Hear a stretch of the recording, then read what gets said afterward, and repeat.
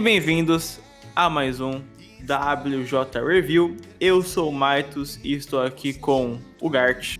E aí, aqui é o grande amigo e parceiro de Maitos, Gart, do WJB. Estou também com a Emily. E aí, gente, tudo bem? Estou aqui também com a Gabi. E aí, gente, o WJB oficialmente tirou minha virgindade de shoujo. E por fim, estamos também com o Talion. E aí, gente, tudo bem? Bem-vindos ao Weekly Shoujo Box. Primeiro aí, um dos primeiros shows que a gente tá comentando, né? A gente não é muito de comentar shoujo aí, mas a partir de agora vai ser diferente, tá? E hoje estaremos aqui falando de Card Captor Sakura, mas aqui no ocidente ficou conhecido como Sakura Card Captor, como falava o narrador na TV Globinho, né? Muito incrível isso. Bom, é um shoujo, né, como já foi dito antes, da autoria da Clamp, e que foi publicado pela Nakayoshi, né? Teve seus 12 volumes ali, por volta de 1996 e acabou lá para os anos 2000. E, resumidamente, conta a história da Sakura Kinomoto. Ela acaba libertando por acidente um conjunto de cartas mágicas, chamadas cartas Clow, né? Ela tem que, então, reunir elas antes que elas causem transtorno para todo mundo que tá na cidade e todos que estão em torno da sua própria vida. Então, ela é a Sakura Card Captor, ela coleta as cartas dela, né? É isso aí. E antes de mais nada, eu queria perguntar um por um, primeiramente, se já tiveram alguma experiência com Card Captor Sakura, tanto pode ser o anime que muita gente conheceu quando criança, ouviu depois, o próprio mangá mesmo e tal. Vou começar aqui na ordem do Discord, então vou perguntar pra Emily primeiro.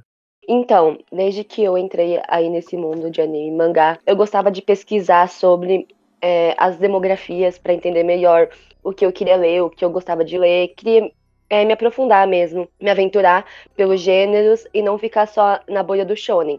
Então, eu conhecia Card Captor Sakura como um clássico, mas eu nunca tinha chegado a assistir ou a ler, mas eu conhecia e eu acho que possivelmente aí um dos shoujos mais famosos, junto com Sailor Moon, porque furou a bolha, né?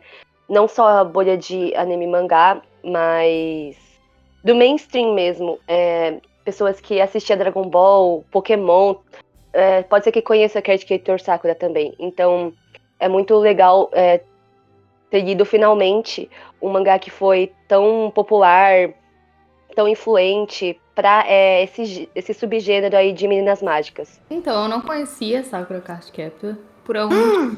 Sim, na verdade eu conheci o título, mas eu nunca assisti quando era criança, sabe? Só pra ficar sabendo, sei lá. Sailor Moon eu conhecia, sabia o que era, mas Sakura Card Captor demorou muito pra eu descobrir. Não sei porquê, por algum motivo, pulou a minha infância. Mas, assim, eu lendo adulta, assim, eu fiquei, cara, eu amaria esse desenho se eu tivesse assistido quando era criança, sabe? Na TV mesmo, porque, tipo, ela é tão diva, né, a Sakura, ela fica trocando de roupa e a Emily acha que vai se identificar com isso quando a gente é menina, pequenininha, a gente acha tudo incrível, as roupas incríveis, ficar trocando de roupa é um negócio muito bonitinho, muito legal pra gente. E, enfim, eu fiquei pensando que pena que não fez parte da minha infância, mas foi legal ler adulta já. Card Captor sempre foi parte da minha infância. Eu assisti na TV Globinho. Depois fui comprar os mangás na primeira edição da JBC que saiu, que na verdade eram 24 volumes, né, ao invés de 12. Inclusive, se não me engano, foram os primeiros 2 mangás da JBC que vieram pro Brasil, né? Foi esse e o Samurai X. E depois eu só fui ler de verdade o mangá há uns 3 anos atrás, quando eu queria ler a Clamp, porque eu sempre gostei do estilo delas e tal. Eu acho uma das que são minhas autoras favoritas, né, em grupo.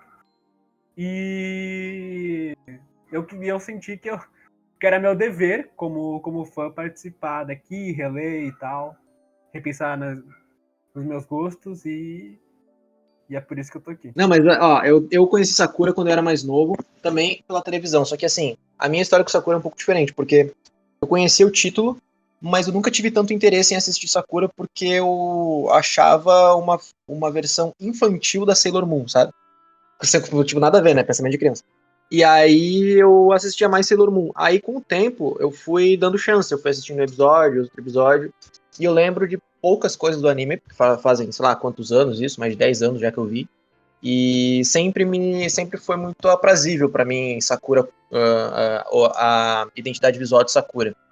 E aí depois de uns anos eu conheci de novo Sakura por causa de uma ex-namorada minha que era muito fã de Sakura Card Captor. Daí eu dei pra ela a coleção toda de mangás de volumes de Sakura. E a partir daí eu me interessei um pouco mais sobre conhecer, né?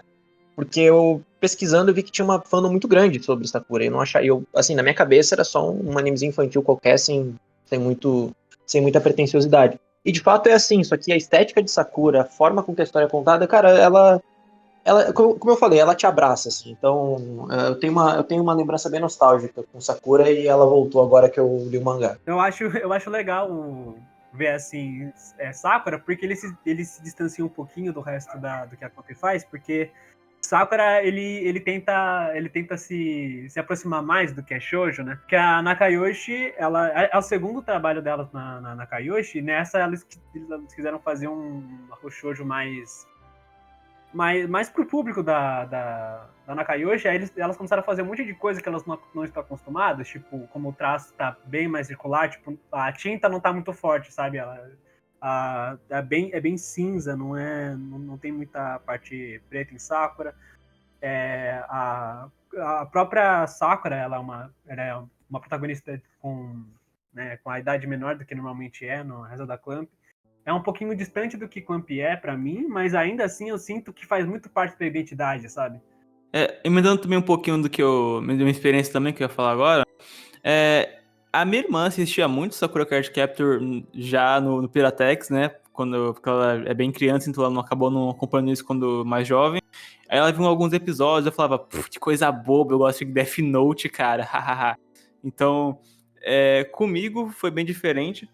Tinha um canal de televisão que alguns devem lembrar, chamado Loading, era de tipo uns 3 anos atrás, 4 anos atrás. E eu tava hypadaço, eu assisti Overlord por lá, Overlord é um lixo. Aí eu acompanhei Card Captor Sakura Card Captor, diariamente, porque passava um por dia, lá para 14 horas. Então eu chegava em casa, almoçava e ia assistir. E pra mim era muito interessante porque eu sentia que a Sakura, o Yukito, o Kero, o Toya, o Yukito, todo mundo ali fazia parte do meu dia a dia. Então isso era muito forte pra mim. E a direção do anime é absurda, assim, tem uns episódios ali que são incríveis demais, principalmente mais quando na reta final, mas tem um, acho que da Sakura dupla também, que é incrível, mas o foco aqui é o mangá, então não vamos falar muito do anime, tá? Sobre Clamp, eu gosto muito do estilo delas, assim, eu nunca parei pra ler tanta coisa do tipo, acho que meu maior contato até hoje foi com Code Geass mesmo, mas era só o design, então foda-se, nada, não importa muito não. E tinha alguns amigos que eram muito fã de Tsubasa Chronicle, mas era isso, basicamente, um Clamp, mas com mangá, assim, foi isso. Mas basicamente é isso, minha experiência com Sakura, e acho legal comparar, gente que nunca ouviu falar que nem a Gabi, gente que já conhecia que nem a Emily, gente que nem o Talion que, tipo, achava legalzinho, mas não achava que era só isso, sabe? Então acho interessante ver essa dicotomia entre as pessoas. Eu vou dizer aqui, pra abrir isso aqui, que eu acho muito interessante em Sakura, eu acho que toda a leveza da obra, toda a leveza do mangá no geral. Eu acho que tudo que envolve a Sakura em si, a personagem, eu acho que é muito inocente. Ela tem esse amor, essa situação pelo Yukito que é muito juvenil, sabe? Sabe que não vai dar em nada certo. Obviamente tem aquela coisa bizarra que a gente já falou um pouco depois, que é da Rika-chan, né, como professor, mas tá, isso aí depois a gente fala. Mas eu acho que tudo que tem em torno dela e as formas que ela vê o amor em específico, eu acho que são muito interessantes. Eu acho que isso algo que sempre alimentou muito bem o mangá e sempre fez eu, quando leia ou quando revisitava de alguma forma, fazer eu voltar a ser criança, sabe? Acho que são essa pureza nos personagens ali. Principalmente o que rola com o Choran depois. Eu acho que a Tomoe tem esse valor também que eu gosto bastante, mas principalmente da Sakura. Em tudo, assim. Eu gosto muito da Tomoe, porque ela tem uma maturidade de criança, né? Ela vê muito a Sakura como alguém que ainda precisa entender essas coisas, né? A Tomoe, ela meio que um guia amoroso pra Sakura, mesmo a gente sabendo que a Tomoe também nutre esses sentimentos, e ela espera que durante esse crescimento seja recíproco, que a gente sabe que acontece no final, infelizmente. Pra mim, o Shaoran é o personagem mais legal de Sakura, é o que eu mais gosto, assim. Eu acho que o Shaoran eu gosto muito do Toya, da própria Sakura, né, mas fora a protagonista. Eu acho que eles são personagens que eles entram na história e o propósito deles na história, eles sempre são cumpridos. Eles não estão na história só pra ser o relacionamento de alguém, eles não estão na história só pra se encaixarem em um plot conveniente, eles estão ali, de fato, dentro daquele universo de forma natural, sabe? Claro que eu sinto que podia ser mais, sabe? Eu sinto que poderia ser explorado, por exemplo, um pouco mais da família do Shaoran, que estava na China, né? Mas esse é o tipo de coisa, assim, que daria pra expandir até mais, assim, daria pra explorar, eu quero saber quem que é a família do, sei lá, do Yukito, né? Eu quero saber quem que é o ancestral, de onde que o Claw Reed tirou os poderes dele. Daria pra expandir mais, mas assim, sei lá, dentro do que o mangá traz, eu acho que o Shaoran e o Toya, especialmente, são os personagens mais bem explorados ali de todos. Eu vou dizer que eu discordo quase completamente do que você falou, porque eu acho que essa questão de ter que explorar mais a família de alguns personagens aqui e acolá, não acho que tem essa necessidade. Eu acho justamente que a parada das cartas Claw, a parada toda do miticismo em cima dessas cartas estão justamente pra ser o modelo de engrenagem que vai fazer a Sakura amadurecer, sabe? Não necessariamente algo que precise ser aprofundado, algo que precise ter uma explicação profunda sobre isso. Eu acho isso bem foda-se, na verdade. Acho que é a coisa mais ignorável. Eu gostaria de ver, assim, mas eu não acho necessário. Puxando aqui apropriadamente, já que o Talion puxou isso, né? Vamos fazer isso direito. Aproveitando que Sakura Card Captor é um mangá que quer muito cativar, sabe?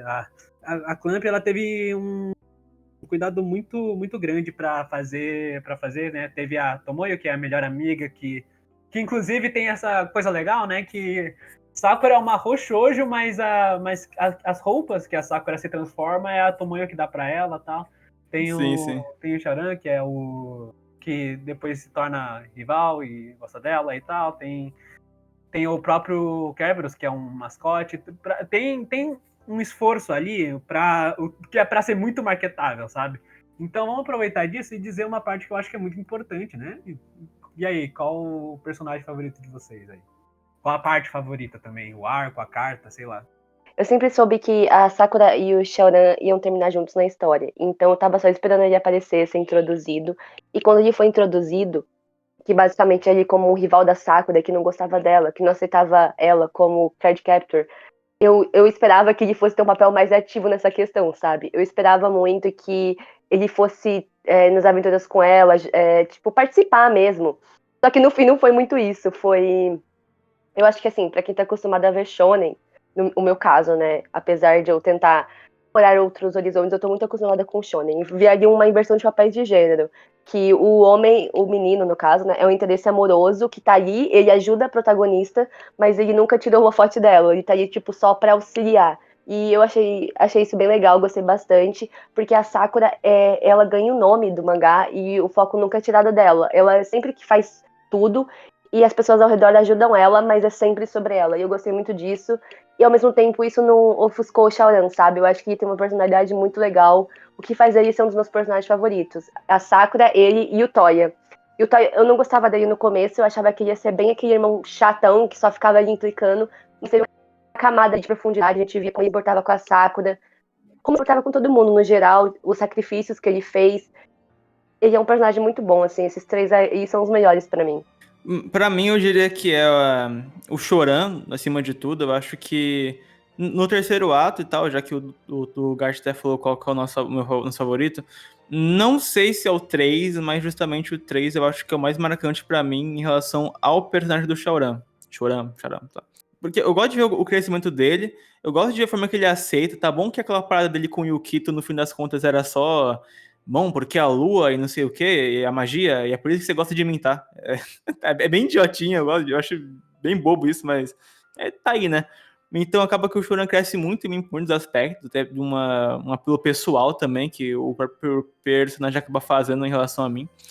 Então, ele, a Sakura, são definitivamente meus favoritos, assim. Eu acho que o Come of Age da Sakura, pra mim, é um dos que eu mais tenho na cabeça. Eu me emociono, assim, tenho vontade de chorar, às vezes, quando eu lembro alguns momentos dela, assim, realmente é algo que me deixa bem sensibilizado. Então, em terceiro, talvez eu colocaria...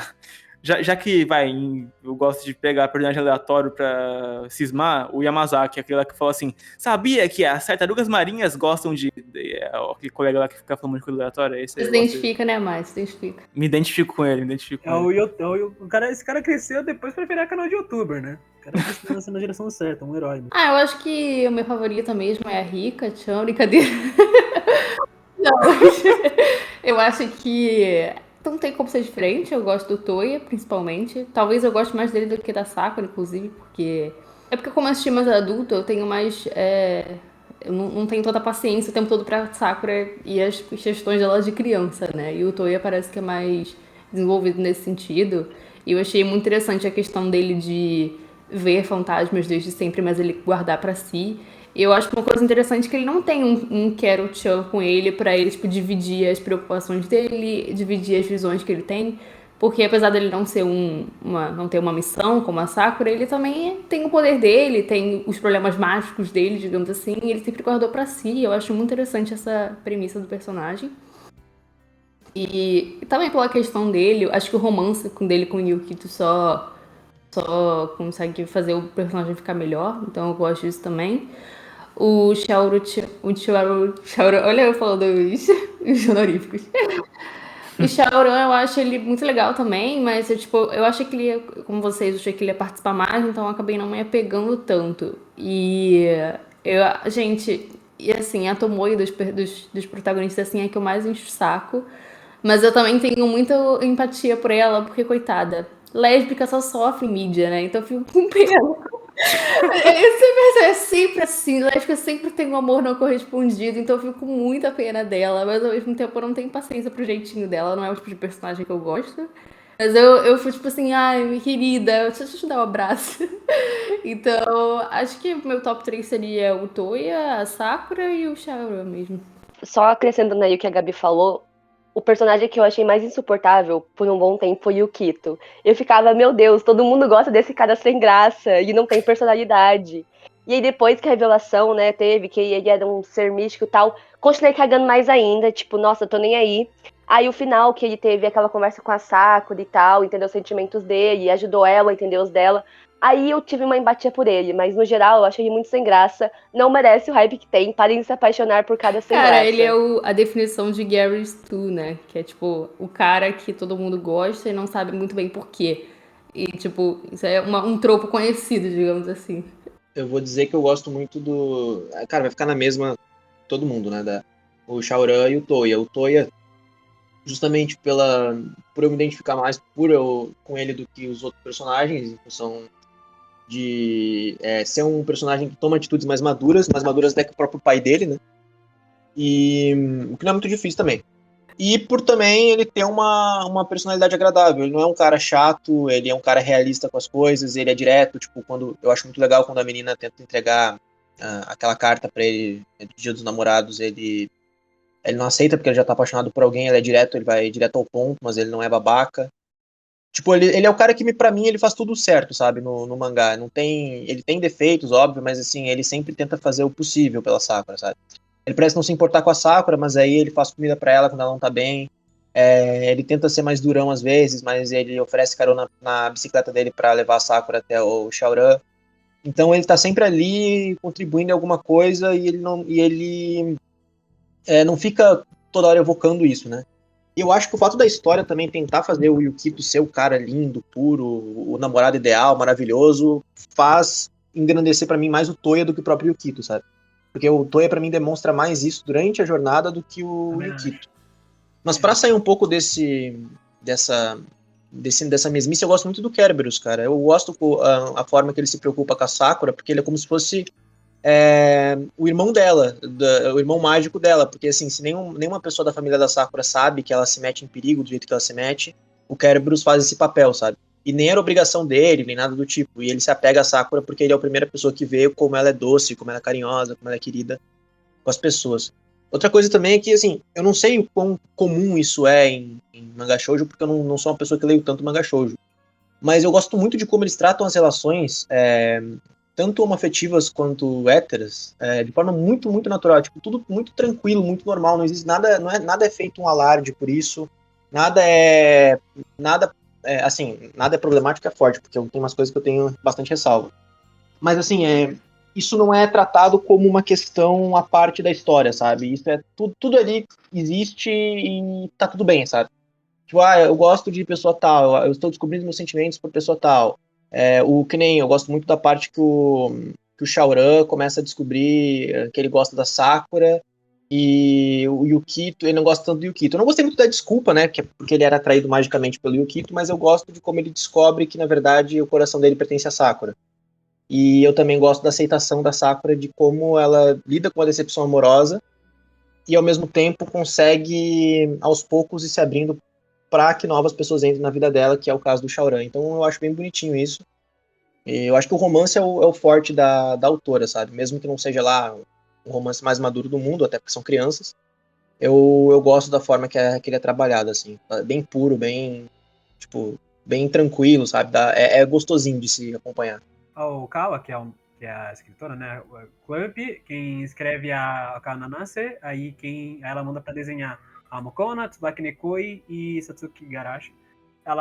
Eu lembro de ter visto ela falando que era bem intencional, assim, que ela queria que esses amores fossem tratados com a maior naturalidade possível, tipo como o Jarão, ele é um imigrante, assim, ele é chinês, mas todo mundo trata com a maior naturalidade do mundo, porque justamente, né, uma das coisas que Sakura quer fazer é dizer como ela é pura e que ela ama as pessoas de formas diferentes, mas não significa que ela trata as pessoas diferentemente. Uma coisa também em relação a formas de amor que eu acho muito forte também é a forma que a Tomoyo vê a Sakura, que é a coisa de que a Tomoyo ela vai de uma forma muito curiosa o amor. Ela prefere que a pessoa esteja com outra pessoa do que ela, dependendo da situação, porque, assim, é legal você ter a pessoa numa relação, mas você vê ela com outra e vê ela feliz, é isso que importa, porque quando você ama alguém, você quer ver a pessoa feliz, independente seja com você ou com outra pessoa. E ela vive disso, né? Ela vive esse sentimento. Puxando o que o Talion falou, é muito legal mesmo como eles tratam isso com naturalidade. Porque, assim, a partir do momento que a Tomoyo descobre que o Shaoran gosta do Yukito, ela não fica, ai meu Deus, você gosta de um homem. É tipo assim, só, agora a Sakura tem um rival no amor. Ou quando aquela ex-namorada do Toya aparece, ela fala assim, você tem sentimentos por outra pessoa, eu já entendi. Eles nunca fazem alarde sobre isso, sabe? É muito legal. Eu gosto bastante disso. E como o amor é retratado no geral entre o núcleo principal, né? Porque umas outras relações aí não gosto, mas entre os principais eu gosto bastante. E por isso que eu acho que a conversa do Yukito com a Sakura lá pro final é uma das minhas favoritas. Porque ela entende que, assim, ela passa a ver ele como família, né? Óbvio que não era só isso, tinha uma coisa a mais, uma atração ali normal, né? De criança, mas no fim era um amor de família mesmo, e é muito legal ver ela entendendo isso. Com certeza, eu acho o ponto da sensibilidade no traço da Clamp, assim, no estilo Clamp muito, muito forte, muito emotivo. E eu acho também que, por ser um conjunto de autoras também, acho que tem mais essa questão de ter mais um cuidado com muita coisa, com um tom específico, pra ver que o tom de Sakura ali se mantém do início ao fim, assim.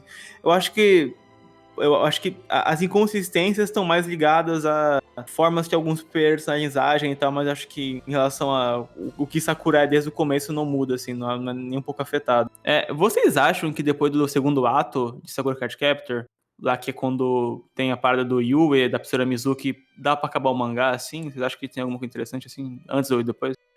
Pra mim, eu acho que, tipo, cabe na questão de... Eu já vi mangás acabarem nesse ponto, né? Mas eu acho que não era o que ia... Não é muito Clamp terminar assim, né? Mas eu conseguiria ver isso acontecendo e tal.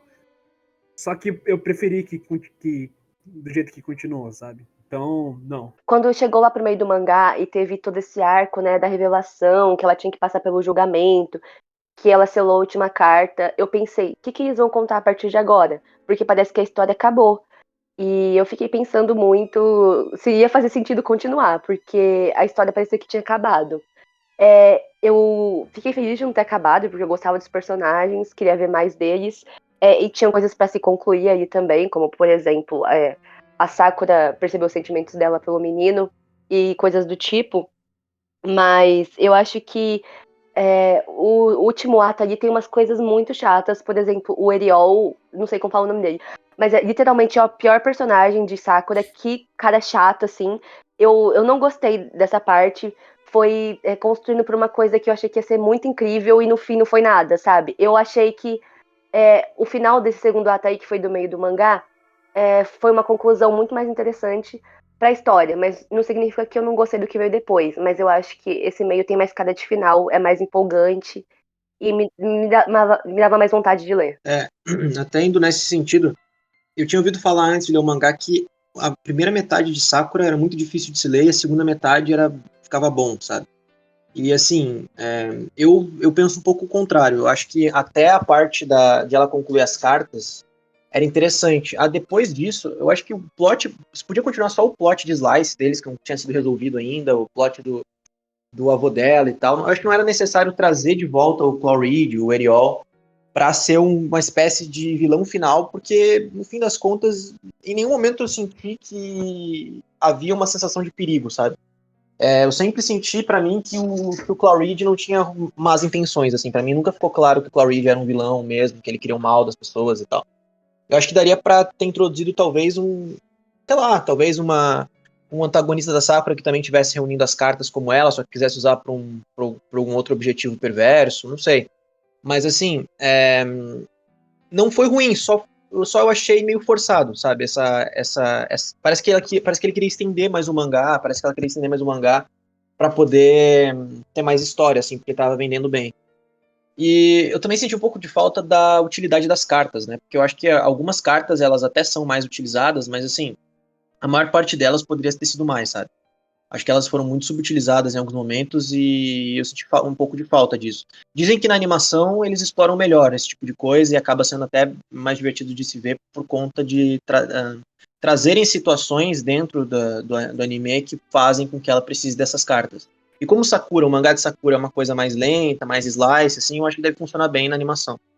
Mas não sei, né? Mas eu achei, assim, eu vou te falar, eu até gosto do Eriol, mas eu preferia que ele tivesse começado sempre como um ajudante da Sakura, ou como alguém que estivesse ao lado dela, ou talvez um mestre, do que necessariamente um antagonista. Eu nunca achei que Sakura queria focar tanto assim no plot do Claw Red, porque várias vezes acontecem episódios em que, da primeira metade, inclusive, que simplesmente eles focam no relacionamento da Sakura com as pessoas, né? Explora a temática que ela ama, do jeito como ela ama as pessoas e tal, como ela se expressa amorosamente, como todo mundo se expressa no amor, sem mesmo diferentes tipos de amor. E às vezes só nem foca nas cartas, nem tem carta no capítulo. Acho que é por isso que a Kobe decidiu continuar. Então, eu preferia muito esse começo, porque focava bastante no Slice of Life. E pra mim era a parte mais divertida, sabe? Eu não me importava muito com o plot das cartas. Era mais, basicamente, o monstro da semana ali. A Sakura vivia uma aventura, tava vivendo o dia a dia normal da vida dela, e aí no final do capítulo apareceu uma carta e ela tinha que resolver o problema. E me lembrou bastante Mob Psycho nesse sentido. Claro que é o contrário, né? Mob Psycho que lembra Sakura, porque veio bem antes. Mas nesse sentido de ter o Slice of Life e o aspecto mágico ser mais uma ferramenta para desenvolver ela como pessoa para situações da vida real, que é o que aconteceu. Só que eu acho que o final acabou se desvirtuando muito disso. E aí, tipo, os 2 capítulos finais é sobre romance, sendo que o foco nunca foi romance. Eu acho que ficou tudo muito bagunçado e eu não gostei disso. Fosse um background de cartas mágicas com um slice of life, e não ao contrário. Claro, ela tenta fazer um plot um pouco mais, talvez assim, posso dizer, um pouco mais, não vou dizer complexo, mas um pouco mais de linearidade, mais profundidade por causa da mística das cartas, mas eu acho que ela é muito boa, especialmente em desenvolver relações, sabe? Então, chegou um ponto onde eu tava mais ansioso para saber o que ia acontecer entre o Yukito e o irmão da Sakura do que para saber como ela ia resolver o problema do Eriol, sabe? Nossa, exatamente assim. Eu pensei a mesma coisa. Falei, nossa, que não quero saber do Eriol, quero saber do Yukito, o que tá acontecendo. E eu concordo com o que a Emily disse, os 2 últimos capítulos serem focados em romance, parece que foi uma coisa tipo, nossa, a gente não teve. Poxa, a gente esqueceu de colocar a Sakura correspondendo ao menino, né? Vamos construir isso aqui em 2 capítulos e lançar. E pra mim isso não coube muito bem na história. Uma coisa que eu senti falta, achei que poderia, entre as sugestões que o Talion fez, e achei muito boa também, tipo, de trazer, no terceiro ato, trazer talvez uma pessoa pra rivalizar com ela, seria interessante. Mas uma coisa que eu pensei também é sobre explorar as cartas em si, porque tem um momento que, se eu não me engano, não lembro se foi no segundo ou terceiro ato, que a carta fala que gosta do irmão dela, a Mirror, né? Aquela carta de espelho. Porque ela teve uma historinha ali com o irmão dela e parece que ela... Não sei, me pareceu que ela tinha alguma angústia que o irmão dela melhorou pra ela. Então, tipo, parece que as cartas têm um tipo de consciência elas mesmas. Então, eu achei que, tipo, eu fiquei esperando alguma coisa nesse sentido, sabe? E aí eu recebi o quê? O Eriol, que eu acho insuportável também, concordo com a Emily. E ainda por cima eu acho, tipo, parece que requentaram um plot ali, me deu essa sensação, sabe? E, enfim, não achei muito bom não. Inclusive não achei bom também ele ter relação com o pai dela e todas as pessoas que usam óculos no mangá serem parecidos, teria como uma relação. Eu achei, tipo, que coisa mais viajada. Mas falando melhor de algumas coisas que são problemáticas, pra gente não só ficar aqui dando flores ao mangá, claro, a gente já tinha citado antes. Cara, a parada da Aricatina é estranha, sim, é muito bizarra, tá? Que ela ama o professor, aí tem o negócio do anel de noivado. E também, não é. Sabe, eu sinto que, tipo, depois quando a. Eu acho muito fofo isso, quando a Sakura ela vai falando com todas as amigas dela e cada uma dá uma coisa, uma fração sobre um pensamento sobre amor de fato. O foda é quando chega na Arikachan e aí, tipo, assim que a Sakura sai, opa, pode sair daí, professor. Tipo, não sei, cara, não consigo com essa porra. Fico agoniado. Cara, não, pra além desses comportamentos bem predadores do professor, também tem uma questão que eles fazem que me incomoda muito, que é tipo falar o tempo todo como a Rika ela tem uma atitude adulta e ela é uma excelente dona, seria uma excelente dona de casa e não sei o quê. E, tipo, passa uma mensagem muito ruim, entendeu? Tipo, não sei como era o pensamento na época, né? Mas assim, tipo, me parece que eles querem o tempo todo provar que ela é madura o suficiente pra ele e que ela, tipo, é muito avançada da idade e que mulher é uma mulher assim, feita pra ficar em casa mesmo. E, tipo, cara, a menina tem 10 anos, sabe? Tipo, ela é literalmente uma criança e em muitos momentos ela é tratada como uma criança. Então, tipo, não é, sei lá, é estranho até por isso, entendeu? Então, tipo, É um discurso aí que muitos predadores usam com as vítimas, né? Ah, porque você é muito madura pra sua idade, essas coisas. Então, é bem problemático ver isso sendo retratado como se fosse normal. Mas eu não sei, eu gosto de pensar que isso melhorou com o tempo, mas eu não posso dizer, né? Porque eu não tô na Sim. cabeça das pessoas que idealizaram isso ou de mangás futuros que evidenciam um pensamento diferente, mas eu espero que isso tenha mudado com o tempo. Tem a coisa do Fujitaka, que é o pai da Sakura, com a Nadeshiko, né? Porque era um aluno e professor, tanto que isso é uma coisa que a mãe da Tomoyo, né? A Tsunomi, ela tem essa raiva por ele, assim. Que apesar de tudo em torno vocês acabarem não tendo curtido muito, como vocês falaram, eu acho que eu ainda acho fofo a reconciliação do pai da Sakura com a mãe da Tomoyo, assim. Porque ainda assim, os amores e a imagem também da mãe da Sakura é muito forte durante o mangá inteiro, sabe? Ela sempre colocada como uma pessoa que deixou outras felizes, que transmitia amor, assim, nas suas falas. Era uma pessoa que... O amor que a mãe da Sakura tinha foi transmitido a todos os filhos, assim. O Toya meio que via ela. O pai ainda sente ela. A Sakura meio que é o fruto disso. Então, tudo que ronda o amor da Sakura vem desde o nascimento dela. Então, eu acho isso muito, muito fofo, muito simbólico também. Eu acho que eu posso dizer assim, ó, que o que mais me incomodou foi, né, acho que vocês já citaram um professor aí, mas a forma que é muito normalizado algumas coisas em Sakura me deixa um pouco incomodado. O fato do pai dela namorar a mãe dela, o pai dela ter 25, eu acho, namorar a mãe dela com 16 ou 17, um negócio assim. Isso ter tratado tipo, com muita naturalidade. O fato do dela também na casa do avô dela, na verdade a gente nem sabia que era avô dela, né? Ele começar a vestir ela com roupas de bonecas, colocar diferente, levar ela pro quarto da filha dela e começar a elogiar ela. Um ponto onde a gente não sabe que ele é avô dela e ele não faz nem questão de dizer isso. Acho que fica bem esquisito essa situação toda, né? Porque, poxa, o pai dela deixou ela normalmente na casa de um cara que aparentemente era desconhecido até aquele ponto. E essas situações, sei lá, elas são um pouco esquisitas olhando de fora, sabe? Talvez se já soubessem que é o avô dela e tal, seria menos estranho, mas naquele ponto, até onde eu entendi, ela e o avô dela nunca tinham se encontrado, né?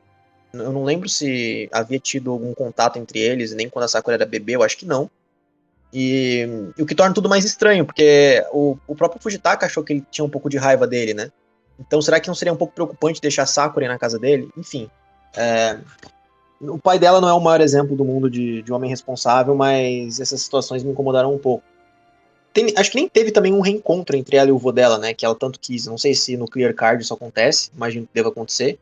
Eu acho que ela nem sabe que ele é avô dela. Eu acho que a história É termina bisavô, sem ela na real. descobrir isso.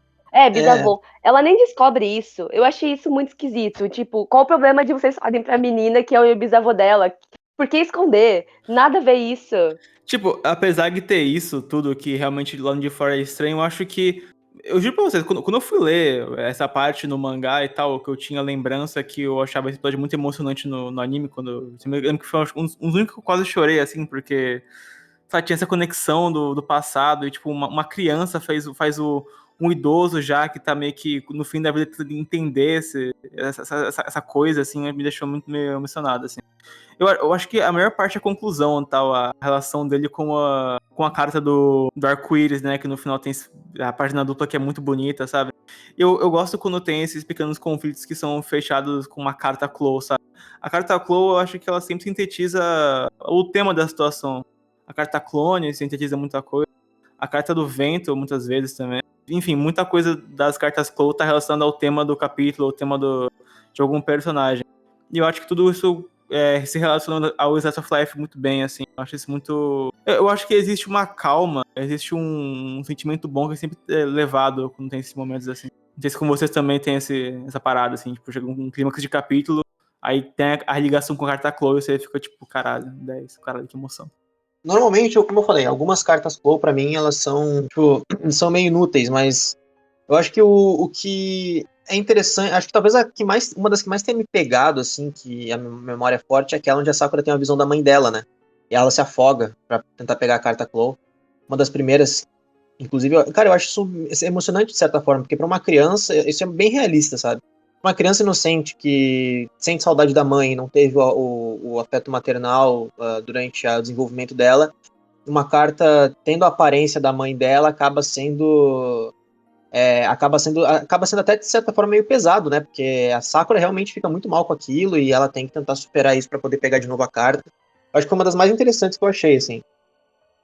Mas eu vou te dizer que eu não tenho nada muito marcante de nenhuma carta, sabe? Cada uma tem os seus pequenos momentos, mas nada muito grandioso. Até eu fui dar uma olhada em quantas cartas existem.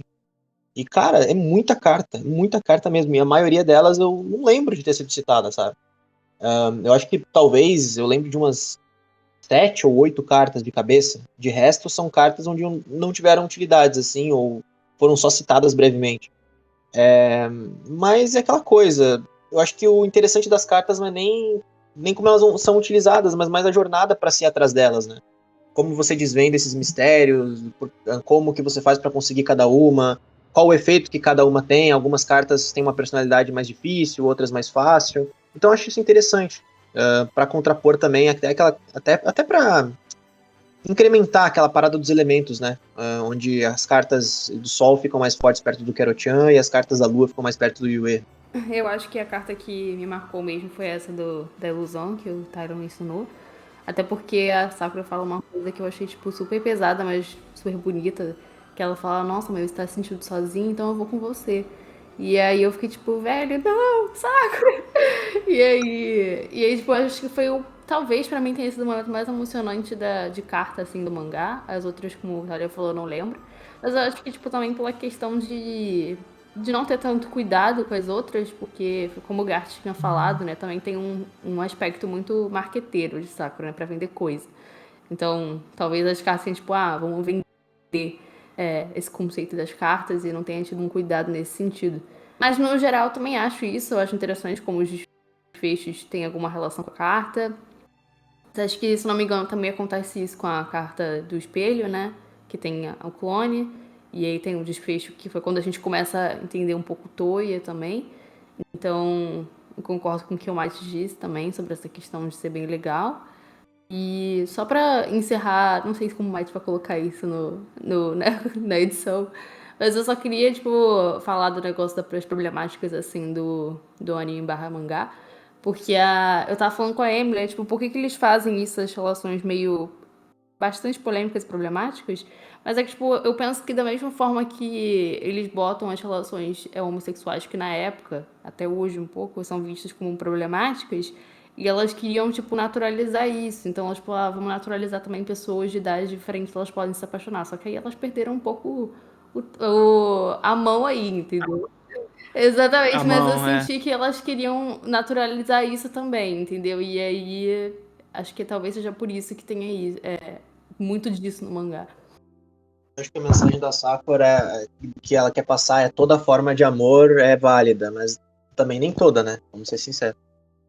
Não, só é válido se não for crime. Eu acho que, Exatamente. eu acho que o problema maior é que é voltado para um público jovem, sabe? Eu acho que Sakura é bem o tipo de história que é feito para criança mesmo. É muito infantil, não de uma forma ruim, né? Até porque a gente gostou bastante.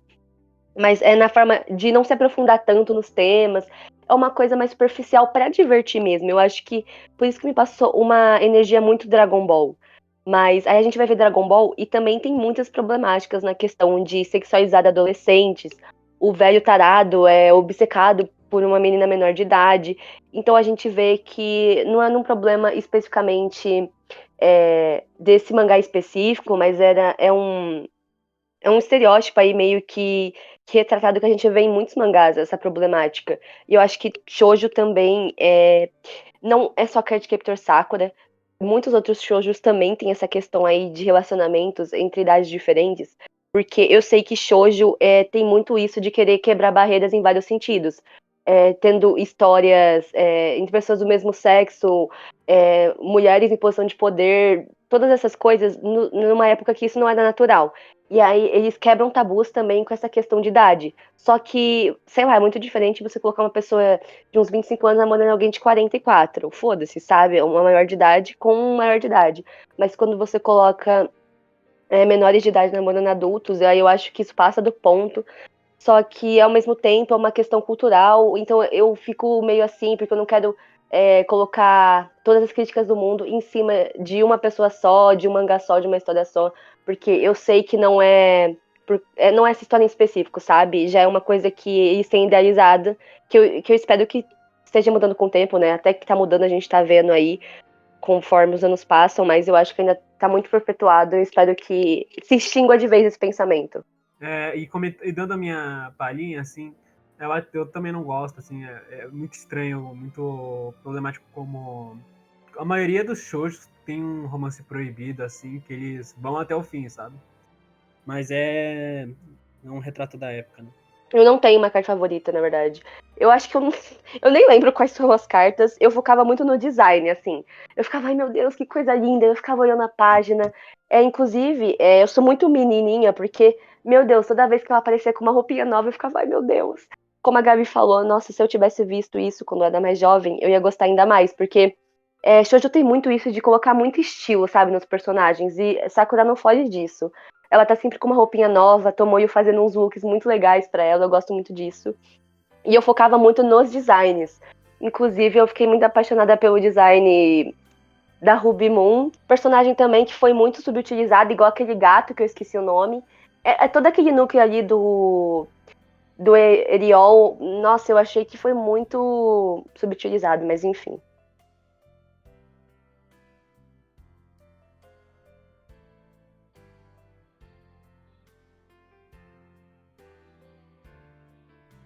Nossa, gente, Eu alguém achei vai que eu falar tinha alguma caído coisa? até.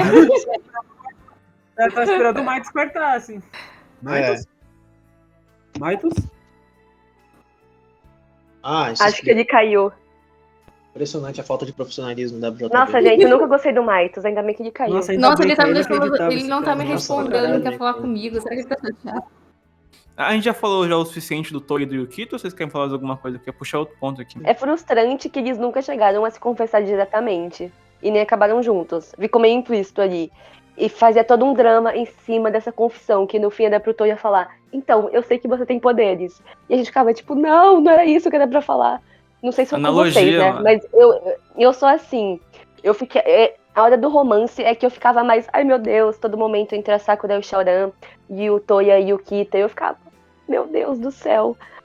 por favor, dê certo. Mas enfim, meio que não deu, né? Só deu pra Sakura e Nossa, eu Shaoran. ia. Se eu estivesse naquela cena lá da confusão aí, nossa, eu sei que você é humano. Fala, você não é humano? Sim, eu sou um anjo. E assim, sou um anjo que na sua vida. E acabou. E me andava na confusão, entendeu? Ah, queria falar que é ridículo que o pai da Sakura acaba envolvido com tudo isso, né? Que ele é a reencarnação do Claw Reed, é muito nada a ver. Tudo que tem relação com o Eriol é ridículo. Eu odeio. Eu preciso falar do quão idiota é aquele plano, tá? Me deixa, me deixa abismada até hoje.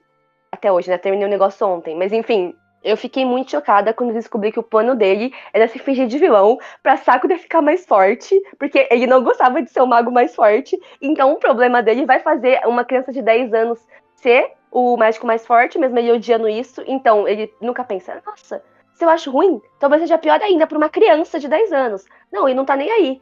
Ele simplesmente faz ela ser a mais mágica ali do mundo. E foda-se, esse é do plano dele. Eu fiquei muito abismada quando descobri isso, porque é ridículo. É que tem toda a profundidade, né? De que. Toda a profundidade que ele. Quando ele criou os servos dele, ele criou pra acharem uma nova carta, porque ele nunca teve ninguém, entendeu? Aí depois ele criou o Spinel e a outra menina fada lá, a Akizuki, porque ele queria companhia e com o tempo ele foi percebendo que é disso que ele precisava, né? E aí o coração dele foi amolecendo. Speedrun e o Kito e o pai dela. O que você acha que faz eles serem relacionados? Eles terem a mesma cara, mas um tem um queixo quadrado e outro V? Ou ambos não, eles não terem personalidade?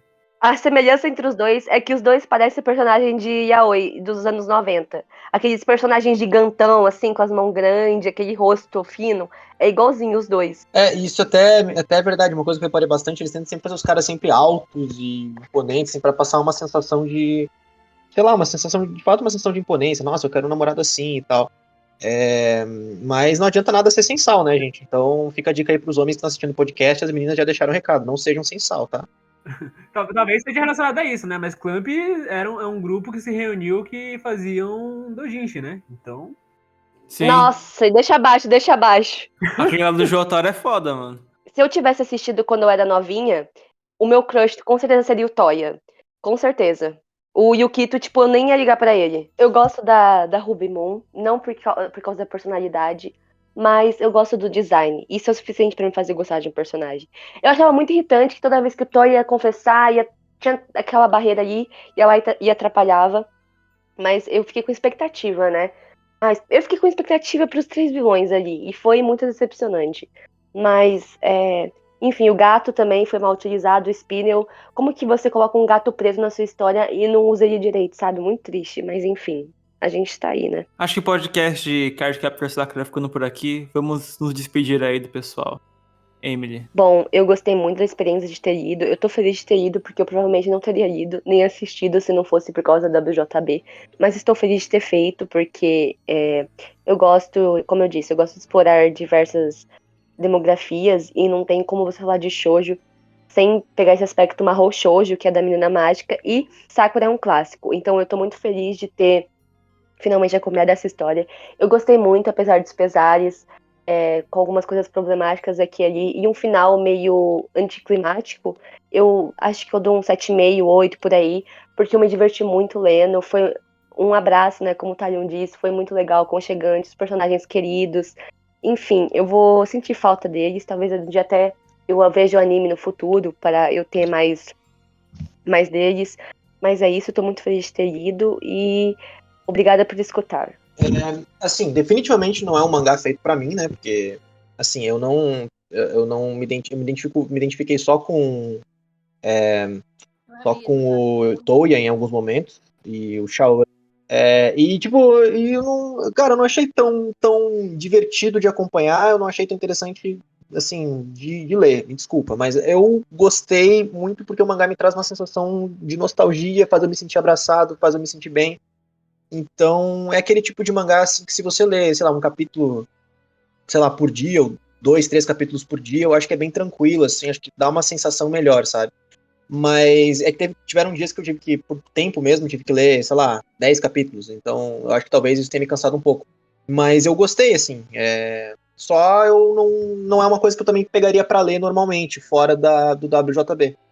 Mas essa é a experiência, né? Eu acho que isso é interessante, como um todo, assim. Eu achei que até seria pior. Não foi bom, foi bom. Gabi, Acho que foi um ótimo jeito de tirar minha virgindade de Xuxa. Mas ótimo Mas termo. eu achei muito gostosinho de ler. Confesso que a parte problemática estragou um pouco a minha experiência em alguns momentos. E talvez eu esteja com um pouco de raiva da Clamp, mas vou superar. Mas, assim, eu achei muito legal. Acho os personagens muito carismáticos, porque eu acho que talvez em outros mangás eu acharia eles muito chatos, mas dentro daquela situação de Slice of Life, tá? Eu achei muito legal. E é muito gostoso, principalmente porque, apesar de ter a questão dos poderes, que é o que mais chama atenção, né? Como a Emily falou várias vezes, os designs são muito bonitos e tal. É muito interessante, como pelo menos pra maioria, pra mim, pra maioria das pessoas, não é a parte mais interessante do mangá, né? É exatamente o crescimento da Sakura e as relações das pessoas ali envolvidas. Então, e eu entendo também o Tyler não gostar, porque acho que qualquer um que tenha preferência por Shonen vai detestar Sakura Card Captor, porque exatamente pela questão da ação não ser o principal, né? Não ser a coisa que mais foca. E não ser uma emoção tão... Sim. Sei lá, eu sinto que o Shonen, eu assisti muitos, né? Eu comecei com Shonen, é uma coisa muito dramática, sabe? Tudo é um grande drama na questão, tipo... Ai, eu vou morrer por isso. Ai, eu luto por isso, eu morro e mato por isso. E em Sakura não. Sakura são coisas simples e normais e problemas pequenos às vezes, mas que são importantes também. O sentimento das pessoas não é uma coisa muito escrachada. E é uma boa experiência nesse sentido. Eu conheço o Sakura já há um tempo, eu leio alguns shoujos, essas questões problemáticas é o que mais tem em shoujo de romance, então esse é até que um pouco leve, mais leve comparado aos que eu já vi e tal. E eu acho bem legal que foi esse, Sakura Card Captor, que começou no WJP, né? Eu acho que é o shoujo mais famoso no Brasil e tal. Fico feliz de começar essa jornada com essas pessoas aqui. E vejo vocês no próximo cast. Bom, ter essa reexperiência com Sakura foi muito forte pra mim, novamente. Eu amo a delicadeza da Clamp em muitas coisas, eu amo a sensibilidade da Sakura, eu amo o tom da série no geral, então isso faz eu criar muita paixão pela coisa, pelos personagens, assim, eu amo romance, então pra mim foi um prato cheio, de muitas formas, assim. E revisitar a questão do meu coração, amo Sakura Card Captor, está mais marcado do que nunca em mim. E é isso, e é porque é, e é mesmo, e ver, e jur, e puti puti, como diria o Anderson Nunes, e até o próximo vídeo, até a próxima live, até o próximo WJ Review. Tchau, galera.